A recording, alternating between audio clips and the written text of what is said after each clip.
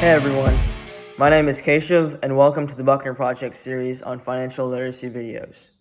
Today's topic is assets and why it's important that you build a very solid portfolio of assets. So, what is an asset and why are they important?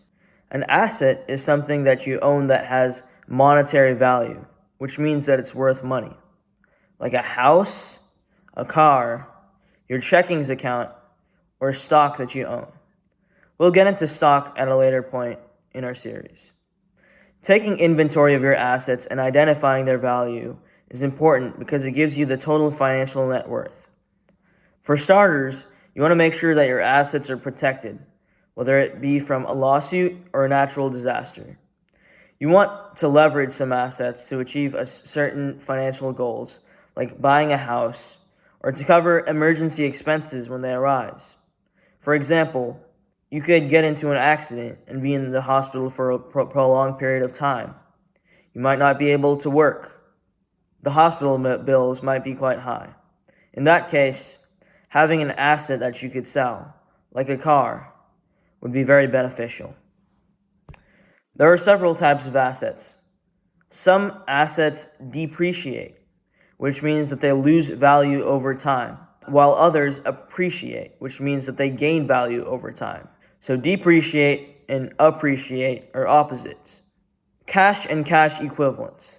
The money in your savings account, checkings account, certificate of deposit, or other account. Tangible assets. These are physical objects or the assets you can touch. Examples include your home, the property of your business, a car, a boat, even pieces of art and jewelry. Intangible assets. These are assets that you can't touch, the opposite of tangible assets. They're non-physical, like stocks, bonds, pensions, or even royalties from a book. Royalties from a book is when you're an author and you sell a book, and you'll get a percentage of the sales from that book, though a lot of the money goes to a publishing house. Another example is liquid assets. Liquid assets are cash or things that can be sold and converted to cash quickly, like readily available stocks and bonds. Selling these assets generally do not affect their price. As you can see, there's a little bit of overlap between the different categories. And then, on the other hand, there's illiquid or fixed assets.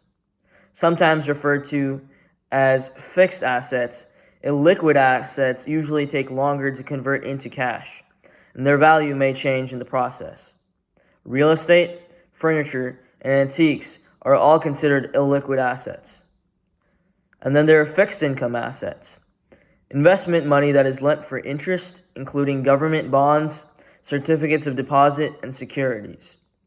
We've talked about certificates of deposit and securities over the course of this series. If you need some review, you can go back to view those videos, or you could use a search engine to look them up. Lastly, there are equity assets, where your ownership interests in a company, like stocks, mutual funds, and retirement accounts. So why do these assets matter? Your assets are important because they tell you how much you are worth financially. Ideally, your net worth should increase over time. Understand, your net worth will help you track progress toward reaching financial goals, like buying a house or saving for retirement. Here are some specific scenarios where you need to know your asset value. Your net worth. You can calculate your net worth by subtracting your liabilities, what you owe or your debts, from your assets or what you own. Your net worth is pretty much all the money that you have in your possession, whether it be in physical form or liquid form. Insurance. You'll need to know how much certain assets, like houses and jewelry, are worth to get them properly insured. Insurance gives you coverage in case of an event like a fire, flood, or robbery, or say if you're sued in a car accident. Another asset people tend to overlook is their ability to earn an income.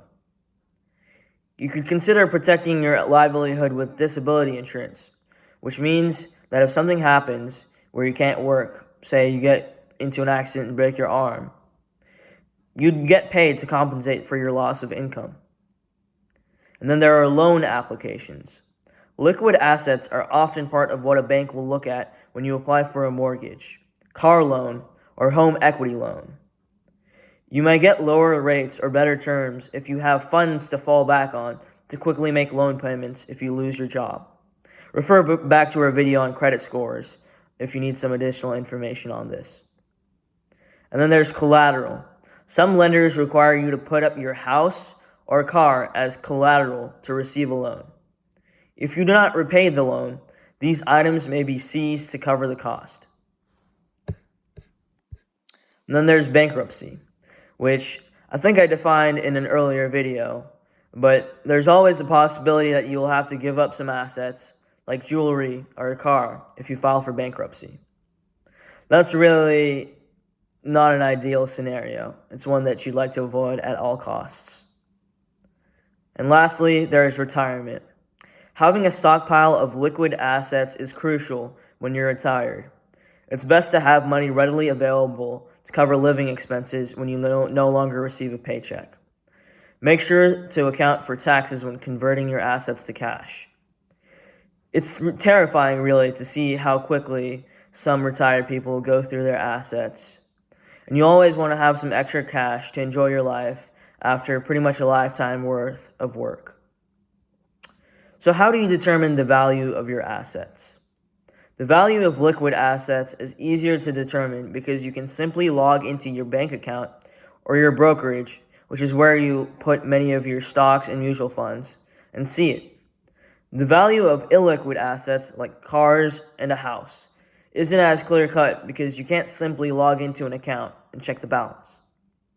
But there are several different sites which give you the current value of your car. The Kelley Blue Book being a prominent example. You might see them cited on television ads for cars to tout how big or how good a car is. Another is the value of your home, which you can find on Zillow and Redfin, among other sites. That's the end of our video. Thank you so much for tuning in to the Buckner Project's series on financial literacy videos. As always, stay learning.